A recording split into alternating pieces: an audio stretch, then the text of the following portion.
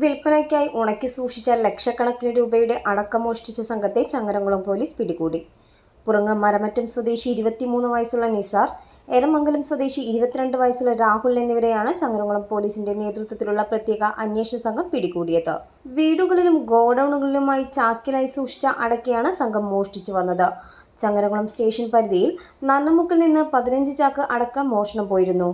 തുടർന്നുള്ള ദിവസങ്ങളിൽ കോക്കൂരിൽ നിന്ന് 9 ചാക്ക് അടക്കയും മൂക്കുതലയിൽ നിന്ന് 4 ചാക്ക് അടക്കയും മോഷണം പോയി. അടയ്ക്ക മോഷണം പോകുന്നത് പതിവായതോടെയാണ് ചങ്ങരംകുളം പോലീസ് പ്രത്യേക സംഘത്തെ രൂപീകരിച്ച് അന്വേഷണം ഊർജിതമാക്കിയത്.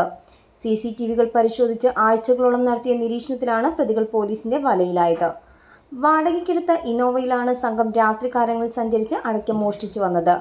പിടിയിലായവർ മറ്റു കേസുകളിൽ പ്രതികളാണെന്നും ഉദ്യോഗസ്ഥർ പറഞ്ഞു.